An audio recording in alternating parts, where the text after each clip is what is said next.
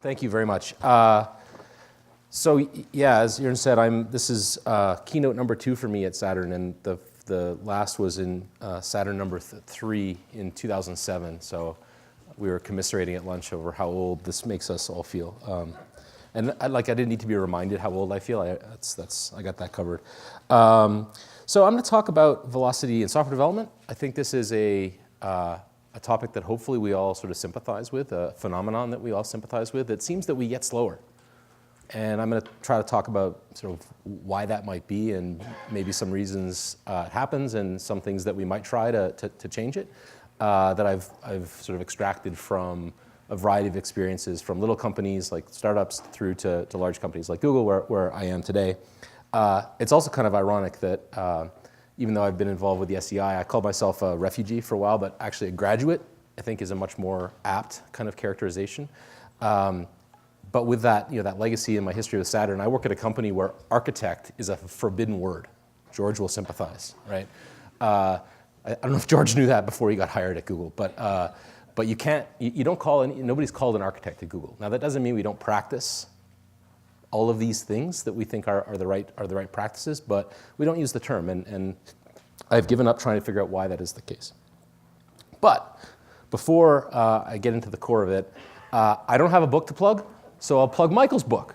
This seems to be the meme that is the meme of the event. And unfortunately, I missed Chris's keynote. Is Chris here still? On Wednesday. So I'm going to have to leave microservices in the realm of the Sasquatch. I don't know whether they exist or not.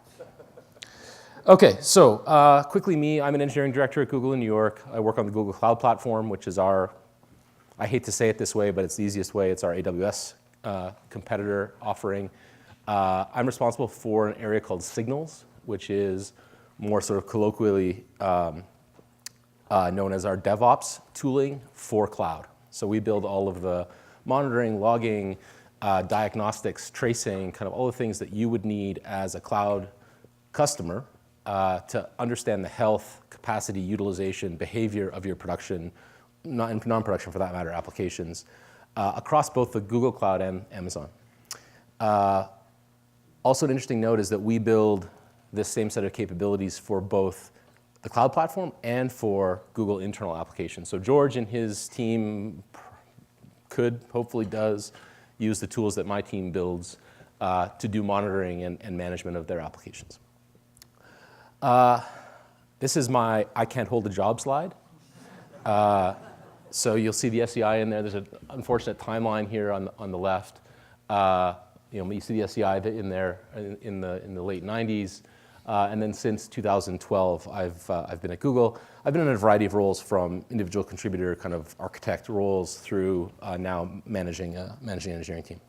Architecture, this seems like an obligatory addition. I like to sort of make it clear where I'm coming from when I talk, because you're not going to hear the word architecture probably one more time in this discussion. But I have a very sort of what turns out to be Buchian definition of architecture, a very operational definition, which is about decisions. How an architecture really is the codification of the decisions that are simultaneously hardest to change and most significantly impact the quality attributes in a system. So this, again, is my sort of how I try to practice architecture. So this talk is really going to be about decisions and all the different ways that we can make decisions differently in order to avoid this velocity problem. Right? That's the heart of the matter. Okay, so why? Why do we think companies, enterprises slow down? Does anybody disagree? Does anybody think that it's a falsehood that software engineering velocity seems to decrease as organizations evolve? Nobody disagrees. Well, okay, you sort of disagree. We can talk after. Sorry? Goes up and down. That's fair. That's a fair point. And so let's turn this into a how do we turn the downs, like how do we reverse the trajectory? Because I do agree that is in fact exactly the case. We'll have tons of time for questions, by the way. So why does this happen? And it's really actually at its core a very simple single factor, which is growth. We grow. We grow in a variety of ways, but growth is good. If we weren't growing, we're probably doing something wrong. And the alternative to growth is shrinkage. And that ultimately leads to non-existence. So this is presumably the preferred path. So I'm going to talk about 4 kinds of growth that I've been able to kind of extract that contribute to this phenomenon. And they go from right to left for no good reason. I'm going to talk about customers, how as we get more customers for whatever our thing is, I don't care what your definition of customer is, whether you're building an enterprise line of business application or you're building a consumer product or anything in between, you're building an embedded system. You're going to have more customers, again, if you're growing, if you're being successful. I'm going to talk about organizational growth, how teams get bigger and how that has an impact on velocity. I'm going to talk about then the next 2 things, engineering and systems, which sound kind of like the same thing, but engineering is really about the engineering discipline, the practices of engineering, and or architecture, if you put it that way. And the last is the actual sort of systems side of it. As our systems get bigger, what phenomena does that produce? So first of all, customers. So 3 big buckets of sort of considerations here. One is features. What does the thing that we're building do? What's its functional kind of span? The second is a set of regulatory concerns, which is my least favorite topic, but it's necessary. And the third is risk and the consequences of having a large customer population and what that means for your risk tolerance as an organization. Okay, so features. So we got more customers. That's good, right? Happy times, more revenue, more whatever.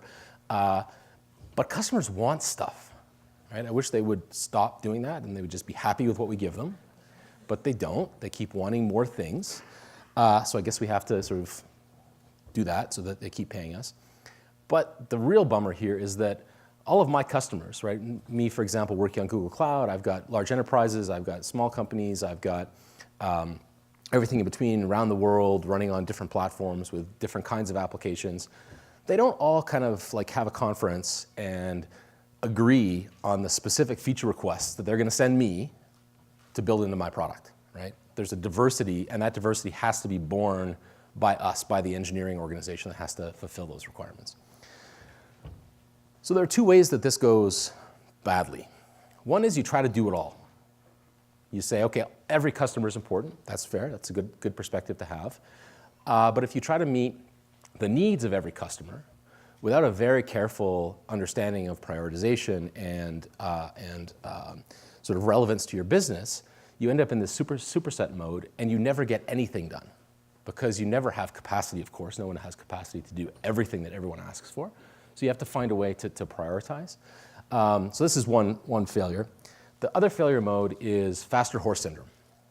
The folks know what I mean when I say faster horse syndrome, right? For those that didn't nod, thank you for those that did. Faster horses. So how does the quote go? I always get it slightly wrong, but the quote is Henry Ford's. If I had given people what they asked for, they would have gotten faster horses, right? No automobiles.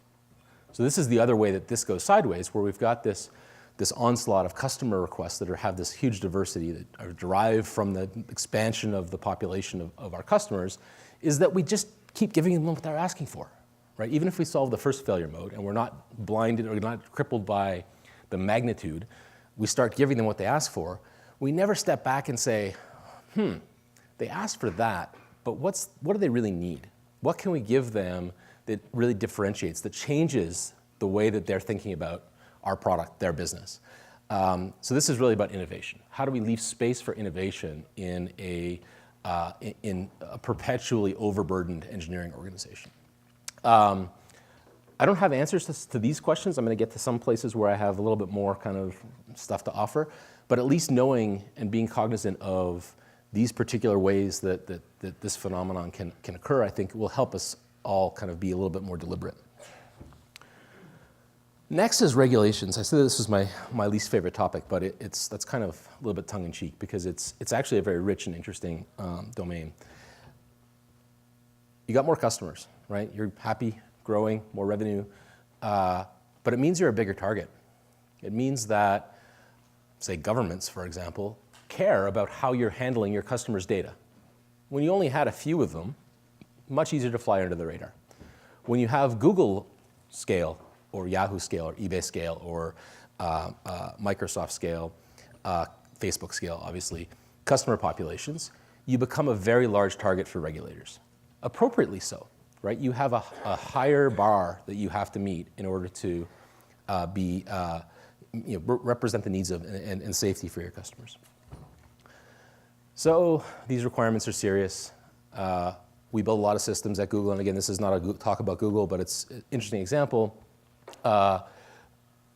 We have lots of these regulatory requirements that land on different parts of our systems in different ways that drive us in a variety of directions, and they're serious.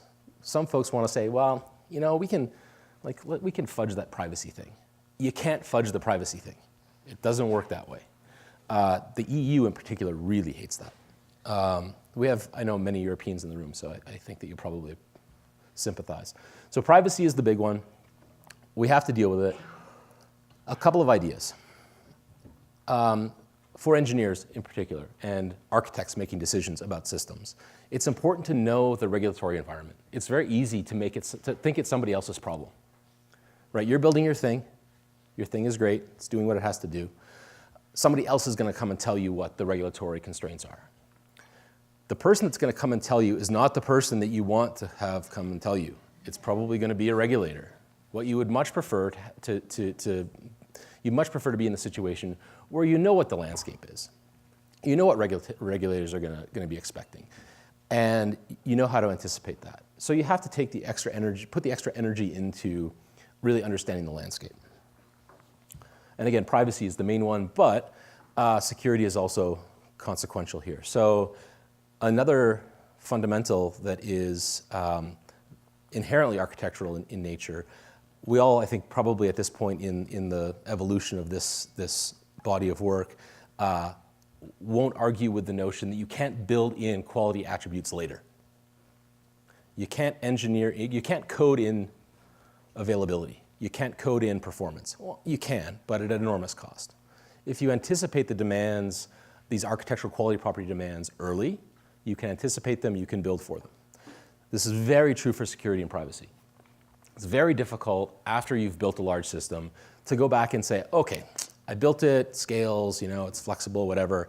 Now I'm going to go and layer in security and privacy. Doesn't work that way. So thinking about these two quality properties at the same time that you're thinking about availability and scalability and latency is a key characteristic. And believe me, I've done this the wrong way. We have a very large system, at Google, that stores time series data. So I talked about how my teams do DevOps, right? We do monitoring and logging. We've got a really big system called Monarch that stores time series. It stores numbers, lots and lots of them, over time. We didn't think it was important to think about privacy, security, because it was a thing that we built for Google internal engineers. So George, can go back to his desk, and he can go to an internal Google website, and he can write a query over any monitoring data anywhere in Google. So he works in supply chain, there's a team in ads, and he's curious about how this ad system is performing because he got served a slow ad. So he wants to know, maybe there's so he goes and looks. No problem, that's exactly what we want. So we built a system that had that sort of complete transparency. That's very Google in nature. Well, then we wanted to take that system and make it usable for our cloud customers. So if you're a Google Cloud Platform customer and you want to monitor your ad serving thing, we want you to use our system to do that monitoring. Turns out we don't want George going and looking at our cloud customers' monitoring data. So we have this big system. Now we got to go figure out how to make it safe, secure, and respect privacy. Not easy. And we're not done. We're still working on it. We've taken a very conservative approach, so we're actually in a position where we are very constrained, and we won't like to lose some constraints. But that's an example of the necessity of considering these kinds of things early. We didn't have really much of a choice in this case because we didn't know that cloud was a thing when we built the system in the first place. But being aware is critical. Last piece of the puzzle here is I felt necessary to put it in, even though it isn't sort of really technical, architectural at all, but I think it's very fundamental to the practice of engineering and of architecture is human relationships. So we have security and privacy teams that we work with that are the regulatory experts, that know what these constraints are, know what our burdens are in the market. It's very important to have good relationships with them. It's very easy for these relationships to become adversarial. I've got my thing, I want to ship my thing. You're telling me I can't ship my thing until I've got these 58 privacy checkboxes checked. Get out of my way, let me do my job. Well, it is their job to make sure that we're not exposing the enterprise, the organization, to inappropriate security or privacy risk. So understanding, appreciating, sorry, maybe my bias is coming through a little bit here. So I'm trying not to be too hypocritical. You have to appreciate those perspectives in the day-to-day practice of engineering. Okay, the next last bucket of consideration in this customer growth domain is risk. More customers means there's more at stake, right? When you make a mistake, when you screw up, when you deploy something bad, and you've got 1 million versus 10,000, you've got 10 million versus 1 million customers, each individual thing that you mess up has a much larger consequence, and that consequence is likely has proportional potential to damage your business. So factoring in how what could be at small scale minor problems, but instead at large scale are massive problems, understanding how to mitigate those early and often in our practice of design is also very important. There are a couple ways that we fail at this that again leads us to sort of just getting slow. One is we get hyper cautious. We're going to do everything very deliberately. We're going to impose lots of process and checkpoints and oversight and mandates and whatever. So we're going to get it right. Well, that takes a long time. So you have to find a way to carefully balance the risk and reward. And the second failure mode is highly related, which is trying to get everything right the first time. Not being able to tolerate any level of problem, of issue, of glitch in your system. You have to be able to accept that there are going to be problems. You are going to roll out a bad release. Knowing how to deal with it, knowing how to do incident management, knowing how to do good customer triage is important, is the necessary sort of counterpoint to just waiting until it's perfect, because there is no perfect. Okay, that's enough about customers. Let's talk about organizational growth. So, bottom up versus top down. Two very contrary forces here. One is we want teams of engineers, of creative people to be able to figure out what it is that they're going to do bottom up. We want the individual creative people to do bottom up planning. My team, somebody on my team has an idea, we want to foster that, we want to make it a reality in most cases. But simultaneously, if that was all we did, and every individual on every team just went and did what they thought was cool, which has certainly been a point in Google's history, the legacy remains. We also need to do some kind of top-down planning so that we have sustainability and product vision, so that we have a coherence, we have an efficient operation. The problem is when you do both of these things at the same time, and I'll argue that you need both, something in the middle gets stuck. So you end up in the situation where the top-down mandate or the top-down vision isn't compatible with the bottom-up, hey, this is the thing we need to do. So what do we do about that? So that's the point. How do you trade off? How do you minimize this mismatch? How do you try to get the things so there's less chance of them being totally disconnected? And this comes to really another problem before we talk about the solution, which is, or a possible solution, is decision making.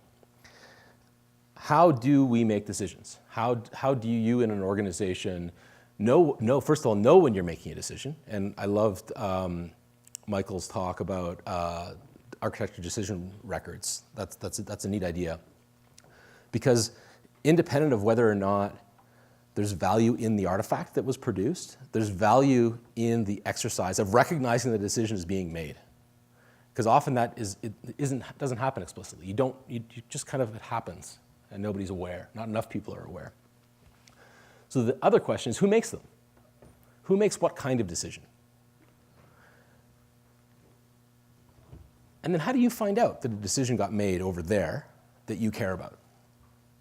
So all of these factors, when are they getting made? Who's making them? How do you find out if you need to know? And finally, and this is the trickiest one, and the one that is most relevant to this question of velocity, is do decisions stick? Because the only thing worse than a bad decision is no decision. And a decision that doesn't stick is no decision, right? We said we're going to do this. We're going to pipe and filter the agent thing, Michael, right? Yeah. But then I didn't have time to ask the question, how do you know that that's actually what happened? That the decision actually stuck? And the worst is when, okay, we made this decision. Okay, we got that right. We knew we were making it. We knew who was making it. We informed. And then we went off and did something else. And then the person that made the decision said, wait, hang on a second. We said that we were going to do that. Why are you doing this? Please go do that. Okay, well, we'll do this. But then it drifts back over to this again. And you just keep doing that, right? And I could do the cha-cha here for a while, but it's like, that's how it happens. And that just makes the people that are doing that dance are not doing anything useful in that moment, right? They're just sort of futzing around with decisions that should have been made and left to live. So this is actually pretty easy, but not the usual way. The usual way that we deal with this is this stuff. And I went looking for pictures that I could layer in here to look cool, but I couldn't. We do it with meetings, right? We get everybody in a room and we talk about all the decisions. We write lots of documents so that they're all captured and we can point people at the document and, hey, read this if you want to know all the decisions that we made. We go through reviews and we introduce phase gate kinds of processes. And like these all have a place, right? These are all relevant techniques. But I'd argue that we have a few other levers that we can pull. And the first is to align organizations functionally. And this is, I don't know, maybe this sounds obvious, but there is a tendency in organizations to do sort of horizontal layering. So to build teams along sort of a layered vision, right? So like I'm going to build the lowest layer and then you're going to build the next layer. There is another way, which is you build vertically. You build teams that have end-to-end responsibility. And I'm not trying to say that you can even, or not certainly not should, but probably can't even do one or the other fully. But giving, and this is I think the next point, maybe it's not, you give, and I'll come back to this, you give teams maximum autonomy when they have end-to-end responsibility, right? They have the responsibility from conceiving the product to delivering it, to understanding the customer's behavior and iterating. Very sort of holistic kind of perspective. The next piece of this is guiding principles. So when you've done that and you've got these kind of what could be negatively construed as siloed teams, how do you make them kind of fit together? How do you avoid just a complete incoherent mess? And I've found a great deal of success in a very simple mechanism of establishing guiding principles. Guiding principles are just that, principles that guide. It's a statement of how we want the world to be that we can distribute and let everyone use to make relevant local decisions. So I don't need to be involved in every decision if we have a set of guiding principles that we've all agreed to. Again, we have the stickiness question. Then we can trust the organization to execute against this standard common set of guiding principles. This enables, which I hope, yes, good, enables autonomy. If we've all agreed on a set of guiding principles, right, the pillars, the guardrails for our collection of things, our products that we're building, each team can execute with maximum autonomy. They don't need to go and say, hey, like I have this decision to make. I don't need to go over here and say, hey, can you consult on this decision? For most cases. In most cases, we can say, well, we have our context. We know the guiding principles that are giving us a perspective on the global view. We can execute autonomously. There is a sort of a second order failure mode here, which is when you have constructed teams with maximum autonomy, and you don't explicitly recognize when you have boundary crossing, you don't know when you're not explicitly calling out cases where getting some piece of work done requires many teams to participate, so cross-cutting initiatives, you're in a very bad way. You end up, I'm kind of emotional about this right now because it's happening at the moment. I've built a bunch of very nice autonomous teams. I'm following my own guidance. I kind of forgot that there are some things that need multiple teams to get done, and that you have to have a very clear set of practices for boundary crossing. When you cross autonomy boundaries, what do you do? How do you manage those kinds of efforts? So there's a counterpoint here that needs to be carefully considered, which isn't in the slides because I just figured it out. Last thing here is establishing assignment of responsibility. So I talked about who makes decisions. This is not news to anybody, and it's stale in a variety of ways, and I'm not suggesting this specific framework, RACI, is the right one, but the more abstract general notion here is have one of these. Have a framework for making decisions. Know who's going to make them, know how they're going to get made, how they're going to get communicated, who they need to get communicated to. The one yellow one is important. Somebody has to make the decision. In this case, it's called the approver, so that you could have a cute acronym. Maker wouldn't have been good. You should have one of those. Like that's pretty easy. Like call out one person, you're going to make this decision. Now, figure out who you have to consult with and who you're going to get data from and who needs to know when the decision is made, but it's on you. You go make the decision. Very simple, but extraordinarily hard to do consistently.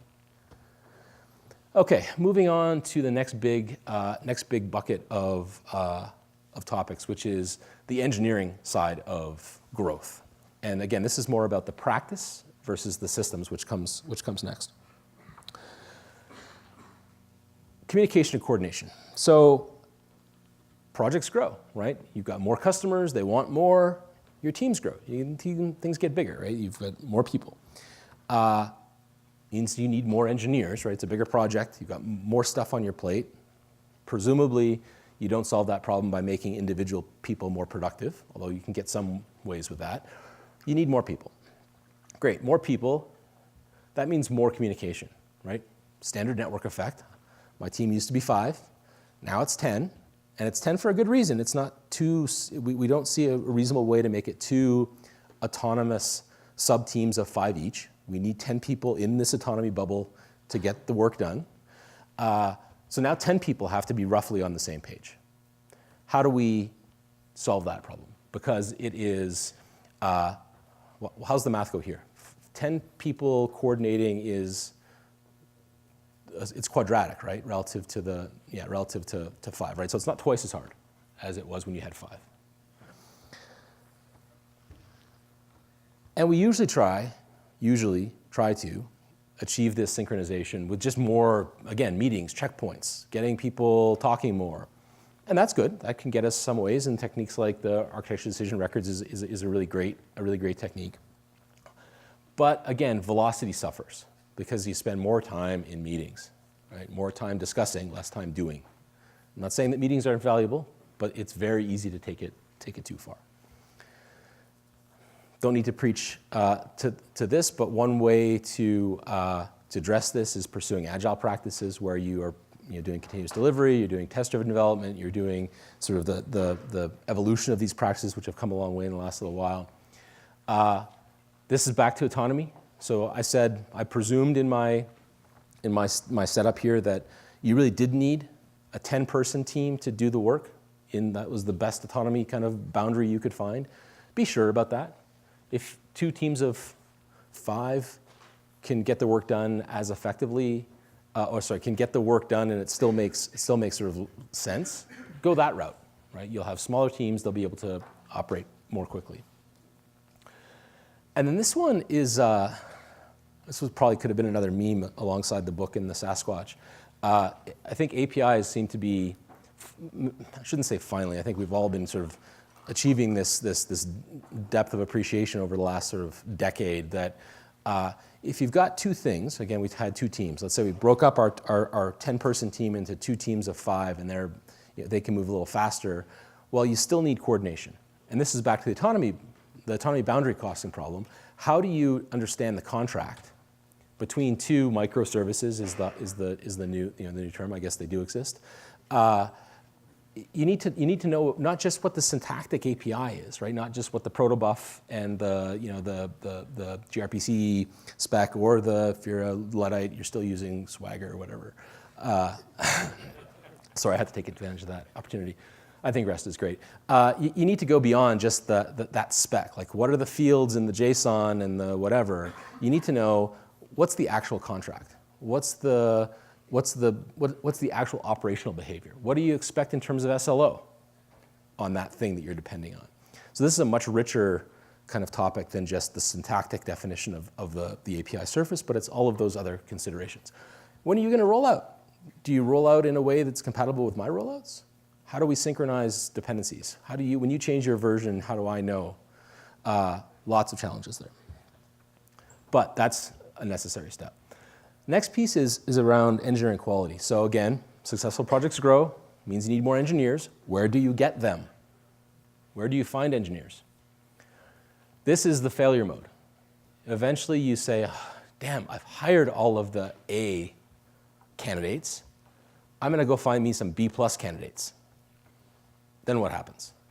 Then you go B, B-, right? C+, C, give up and go home, right? It's not going to work. You have to maintain, and I shouldn't give the punchline away because it's kind of obvious, but this is the consequence is that if you've got lower quality software, it's not just, it doesn't work quite as well. It takes longer to build, longer to debug, longer to launch, longer to scale, longer to evolve, and that just means you move slower, right? You take longer to get any one thing done because you've got all of this baggage behind you. So I think this is probably obvious. Don't do that. And I'm not so naive as to think that everyone can hire the best of the best in every possible case. That isn't the point here. The point is to be rigorous in understanding how you're hiring and why, what you're looking for. And I would actually argue that paramount, and this isn't really well articulated here, paramount is actually culture fit above raw intellectual horsepower. How is this person going to fit in my team? What are they bringing to the table? And managing that additional level of nuance in the way hiring gets done will really obviate or negate a lot of these problems that derive from sort of hiring whatever you can find. Who in the room does code review of every line of code that goes into a production system? Okay, up 20%? No, 15%? What? Manual. A human looks at every line of code that another human wrote. No. And you're making a good point that I'm not going to talk about, because I'm not prepared to. At Google, somehow, and this has been probably I've been at Google now 4.5 years, this is probably the single biggest surprise, is that there is absolutely no resistance to what is a cultural norm in the engineering organization, at least the part that I'm in, and I believe broadly across the engineering, the now 50,000 person engineering organization at Google. No one resists doing code reviews or doing unit testing, integration testing. It's just a thing. You don't argue with it, you just do it. And again, I'm not so naive as to think that this is the right practice for everyone. I generally don't subscribe to a blanket like this is the way it has to be. But I have seen enormous value that comes not, and in fact not even mostly from, oh yeah, hey, you wrote some code and I found a bug in it. That is generally not what happens. There are better mechanisms for finding bugs in people's code. What does happen is a much deeper shared understanding of the thing. So a team that is doing code reviews for one another, a team of 5, is probably the right scale, have a very deep, rich, shared understanding of the thing that they are working on. And that really helps, again, negate many of these factors that are contrary to velocity, because everyone is kind of working on the same page because they do it day to day. It's not a design review this month, and then we'll see you in next month when your code complete, and we'll see, like, let's check in then. They're working together day to day. Every line of code, not line by line, but every chunk of code that gets checked in is validated, confirmed. Does it fit? Is it on the path? And that is a very powerful mechanism. The other piece of this is investing in awesome developer tools and education, right? As teams grow, it's very easy to put aside the notion of a really positive onboarding experience. You've got a new engineer. They came in, they're excited, right? They're ready to go. It's very easy to forget that they don't know what you know. They don't know the tools. They don't know the infrastructure. They don't know the broader context. Being very deliberate and intentional in how we educate new engineers, new developers is really fundamental. So education again and tooling. And again, not everyone can invest in tools the way Google does. We've got a lot of them that I think are excellent. But you don't need to invest like a Google to get the value out of this. Okay, last is systems. So growth, right? Our systems are growing. Good thing, we've got more customers, they're making us more money, writing lots of checks. But we have a problem now that is unavoidable, unless you're all magic serverless, which I'm not there yet. Operational load. So I've got more customers. They're putting more demands on the thing that I'm building. And at this point now, I am pretty much kind of in the domain of internet servicey things, right? Like a web interface or a mobile app backed by a bunch of services that store stuff and manipulate data, right? That's the kind of realm I'm talking about now, the Google kind of model. More customers, more demand, you need more computers. You need more networks to connect the computers. You need more disk drives. You need more data centers to put all those computers and disk drives and networks in, right? There's just more stuff. And even if you're not buying the computer and connecting it to the network and plugging in the drive and sticking it in a data center, somebody is on your behalf. Maybe it's Google, maybe it's Amazon, maybe it's Azure, but this is still a problem, right? The stuff exists. And maybe serverless makes this go away. And that's part of the likely solution here. But that means now we've got more components, more dependencies. How we actually release stuff, launch stuff gets more complicated because I've got now more pieces. I have to coordinate more pieces. Again, that takes longer. It means we move slower. So all of this is now we're spending time managing systems, right? Like deciding, hey, how does that piece fit with this piece? How do I manage the SLO? How do all these things sort of work together? I'm doing that and I'm not actually delivering functionality to my customers. Now, I'm not saying that you don't, like there isn't a role there, but paramount is velocity with respect to the customer perception of what my system is doing. So only two thoughts on this. One is cloud. I put this presentation together the first time probably 18 months, 2 years ago. This was true then, it's even more true now. Cloud, and when I say cloud, I mean generally speaking, rent a capability. Rent a managed service. Don't build that thing yourself.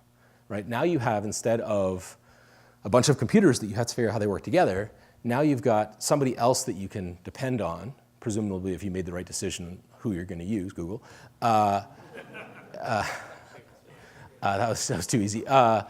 You don't have to solve that problem for yourself. You've got someone else to solve the problem for you. Choose wisely. And the other point of this, which applies again, even in the serverless world, it's very easy to slip into manual processes, right? Very easy to say, that's a little bit sideways. I'm just going to like cherry pick the line of code that I know is the fix and then push it to production manually, rather than engaging your continuous delivery, continuous integration testing process. I think more and more this is, I'm probably preaching to the choir, at least in this room, but in many cases this is not yet perceived as really a fundamental. So I was talking to a very sophisticated customer of ours last week, and I asked them how they do troubleshooting. And the answer was, we SSH into the VM and look at the logs. And I was baffled. that was still a thing. And yeah, they were like, yeah, well, yeah, sure, right? It's a very small step from there to you SSH to the machine, you found the bad log, you found the log that told you what the problem was, and then you fix it there, right? That does not work. And again, probably preaching to the choir, but automation is absolutely fundamental. Okay, one last piece, technical debt. EPEC's already gone, which is too bad because this is her favorite topic. I like to sort of start with the formal definition, right? A debt, in general, is an obligation owed by one party, the debtor, to a second party, the creditor. Usually this refers to assets granted by the creditor to the debtor. You borrowed something from me, simple. As we're developing software, we take on debt continuously, right? All the time. Unfortunately, it's rarely intentional, but that's not the primary point. The fundamental thing here is that we are trading off doing something right in favor of doing something fast. Right? This is the right thing, and that right might be a measure of scalability, a measure of flexibility, a measure of performance. This is the ideal, right? This is what we want. This is what right is. And we do it not quite right because it's faster to do it not quite right to do it. So yeah, I'll come back and fix that scalability problem later. I'll figure out health checks, down the road because I don't need them today, right? And that's fine because the benefit that you got, right, the return is energy that you can apply elsewhere, right? The incremental energy that you're going to have to apply to get closer to right, you can now harvest and use elsewhere. That is awesome, right? This is a great notion. I like technical debt the same way I like financial debt. It's why I can live in Manhattan and not in New Jersey, have a mortgage. Same exact principle here. It's why we can make ideally intentional decisions about how much we're going to invest where, but it needs to be managed. So this is only awesome if you do it well. If I invested in a certain kind of mortgage in a certain year not that long ago, I would have had a bad time, right? I didn't do that, luckily. Many people did. So there are fortunately some pretty easy solutions here. So I like to think about, in the same way that we manage financial portfolios, right, as things that have different levels of risk, different durations for return. We should do the same thing with technical debt, right? Think about, where is the risk in my debt portfolio? Where is the interest really high? Risk in this case is, am I going to be surprised with a balloon payment because I'm not keeping an eye on how important that risk is, that particular kind of debt is to my business. So this is a whole talk in itself, obviously. So continuously assessing principal, interest, risk. The notion of principal in the technical debt cases is particularly interesting because I know what I owe on my mortgage, right? I know what the principal is. If I have, in a technical debt context, the gap between what I have and what I want in terms of right, unfortunately that doesn't stay fixed, right? That's the equivalent notion of principle, but the context can change without me doing anything, right? The demands on, like, this is my availability bar here, and this is where I am because I took some shortcuts so I could do work elsewhere. Now my customers are expecting a higher availability bar. Well, that's a kind of notion that doesn't really happen in the financial debt world, where someone just goes and changes what I owe on my mortgage. There is a more nuanced kind of notion where you could imagine that property values are changing, right? So I'm getting more exposed because my house isn't worth what it was when I bought it because, I don't know, there was a shooting down the street or whatever. So these are the things you come up with when you live in Manhattan. And then you want to pay off the risky debt. You want to understand, where are the places where I'm exposed? So I made a call that we're gonna make this piece of the system kind of rigid, right? It's not going to be super flexible. Every time we need to sort of do work there, we're going to have to put in manual effort to sort of add a new case, a new branch. If I'm not aware that I'm going to suddenly get an influx of customers that are going to drive a huge amount of demand on evolution in that part of my system, I'm going to have a bad time, right? It's the equivalent of a balloon payment. Someone all of a sudden says, well, this needs to be completely different. So being, again, you can't always anticipate these things, of course, but being aware of where are the places where I have lots of risk in my debt portfolio. So that's it. 4 kinds of growth: customers, organization, engineering, systems. Hopefully I offered a few ideas of how we can negate some of the effects that come from this growth in terms of how we sort of execute as engineering organizations. Lots of more questions than answers here, but hopefully at least thought-provoking. And again, I think as I've listened in the last sort of day and a half, things like serverless, things like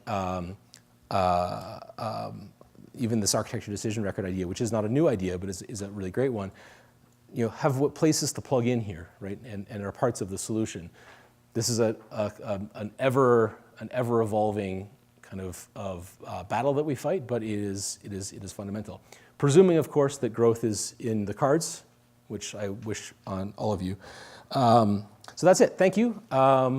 We have time, I'm sure, for questions, at least a few. Hopefully it's not so boring as that there aren't any, but you never know.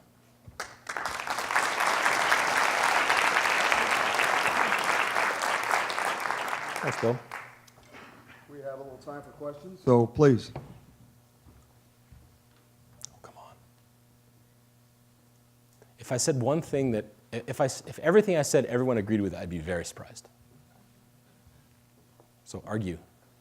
I'm also happy to just sit down, but okay. Oh, wait. Yeah, have you ever thought of pair programming or mob programming as a replacement for code reviews? Yeah, sure, that's great. Like that can work in places. I have seen it work in places. Culturally, it has to find a home, a champion. It's got to be sort of cultivated well. So I can certainly imagine it being a great alternative. Absolutely. Not for Google. It's just like culturally it wouldn't work. Like, not that it could not never work, but I can certainly imagine other organizations where it would be a better fit. So you talked about top-down versus bottom-up. Yep. So I've been on both sides of that, right? So how do you bridge that gap? If you elaborate a little bit on how you helped bridge that gap, that would be helpful. Sure. Yeah, I wish there were sort of more black and white answers here, but just to be concrete, some of the top-down things can be mandates of various sorts. Okay, well we have this sort of business level sort of imperative that has to be pushed down into all these teams, and somewhere you're gonna, in this case, the specific tension is going to be, but we had a plan. We were doing this thing because that was what we thought was the right thing to do, and now you're telling us that we have to do that thing because mandate. Often that then becomes an exercise that lands on kind of middle management to explain in a really clear and coherent way to the bottom, right, to the folks that are doing the work, why this is important. Why this mandate is actually relevant. And that actually requires a lot of investment from the person that's going to do that job, right? And again, it usually falls to us in the middle to say, well, okay, I've got to translate that executive level business imperative into a language that individual engineers can understand and appreciate, that lets them feel okay with not doing the thing that they thought was most important in favor of doing that other thing. The flip side is also important, which is advocacy upward, where you've got a team of engineers, they have great ideas. How do you advocate for them to upward, to upper layers of management? And that is, it can be hard, it can be easy, right? There are some organizations that are accustomed to accepting that kind of bottom-up innovation, and there are other organizations that aren't. And I've worked in both kinds.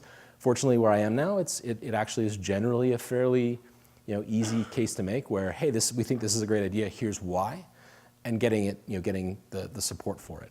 So again, unfortunately, there aren't a lot of black and whites, but it's most of it comes down to human kind of factors. That sounded profoundly unsatisfying, but it's all I had. It was as nebulous as the problem itself. It is. George? Hi there. You touched on this in a number of different places, but I'm wondering if you could sort of like package it up in one place, which is we're all here at a conference that's devoted to software architecture. We believe that there's a canon of ideas that are prevalent in our community, and I'm wondering how you see that contributing to the growth issue that you're discussing here. Yeah, so again, if you go back to my definition of architecture, which is about decision making, about knowing how to make good decisions and when you're making decisions, I think that's the common thread, right? In all of these different pieces of managing growth, it's about finding the right decision framework to apply to make the right trade-off at the right time. And maybe that's an organization. And again, I have a very expansive view of architecture, so it might be an organizational question. How do we maximize autonomy? Might be, which then leads to the whole API question. How do we, sort of build robust contracts between things? And it could also be a purely technical thing, like making good trade-off decisions in terms of quality properties between flexibility, performance, scalability. That leads to the debt question, in service of understanding a broader customer population, which is growing. So they all kind of ultimately, at the bottom of this is, how do we make good trade-off decisions? Yeah. Great talk. Thanks. My question is about the comment that you made around vertical teams, that you prefer vertical teams that have full control over a given product. So my question is, how do you ensure consistency between the disciplines within those vertical teams? When you say disciplines, what do you mean? I just want to be sure I understand. Yeah, so you can have PMs, you can have testers, you can have multiple disciplines. Yep. And if you're in a vertical, how do you ensure that I those see. disciplines are consistent How do across the enterprise? Yeah. Yeah, good one. It's hard. So we've tried a few different approaches, and in fact, I think like most organizations, we do the transpose like every so often, and that might just be okay, right? So you decentralize product management, program management into silos, and you run like that for a while, and then you say, oh shit, we're all over the map, and you draw them back together, and you get some regularity back in place, and then you distribute them again. And I don't think any executive would say that that's what they want, because it sounds horribly inefficient, but I think it's actually probably the right thing to do. Because right now, in the organization that I'm part of, we're in a world where we have program management centralized, because it was diffuse for a long time, and we sort of lost planning rigor. They're now all centralized, and our planning rigor is rising, but we have just decentralized product management. It used to be centralized under one VP, and now it's broken up into the engineering teams, because it was executing effectively, and we had a good shared vision of what the product, broadly speaking, needed to be. So now we're in a place where that's distributed. So I think that will sort of continuously occur. Yeah, it comes at a cost, but I think it's probably like, yeah, I could talk about, we should have like these, matrix things where you have all the program management get together and do, whatever, and then go back to their day job. That's even more inefficient. So I think that just, picking an organizational model, sticking to it, until you have data that tells you that another way should be better. We'll take two more. I gotta stop doing talks that have problems and no solutions. So I really liked your metaphor about managing tech debt like a portfolio and continually assessing the principal, interest, and risk associated with your technical debt.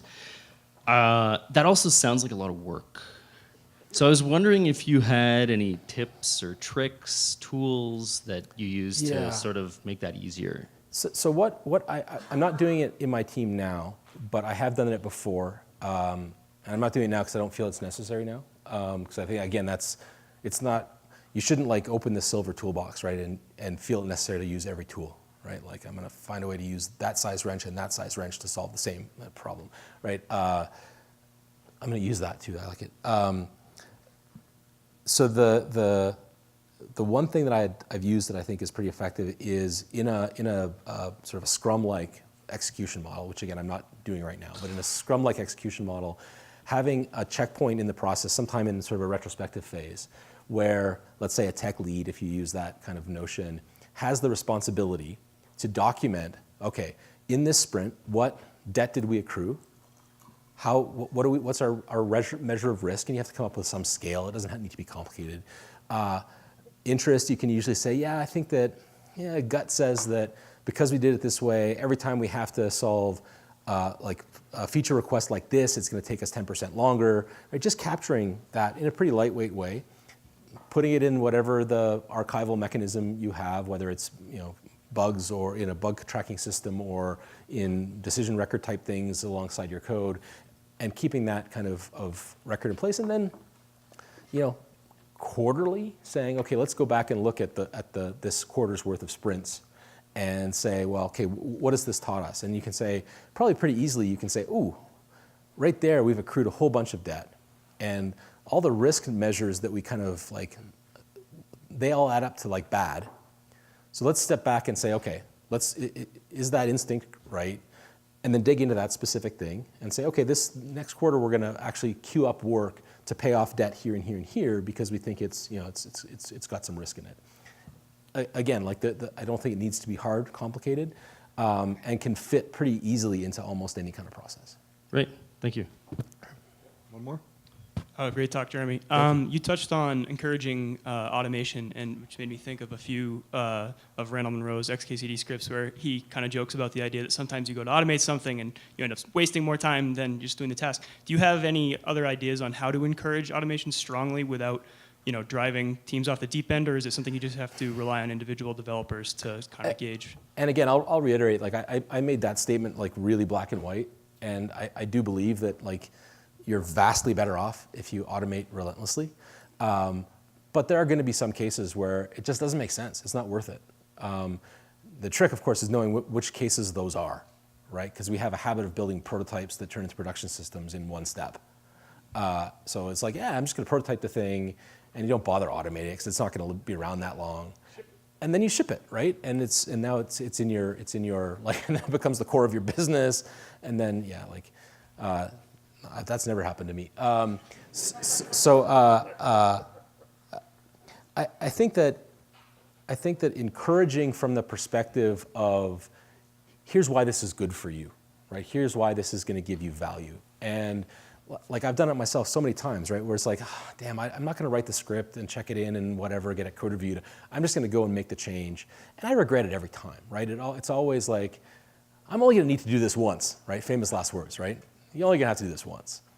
You never do it once. And I think, just that simple encouragement of saying, are you really sure that this is a one-time deal? People learn pretty fast. Great. Well, thanks, Jeromy. Thanks, Bill. We have a plaque and a Oh, charger. wow, thank you. I was not expecting that.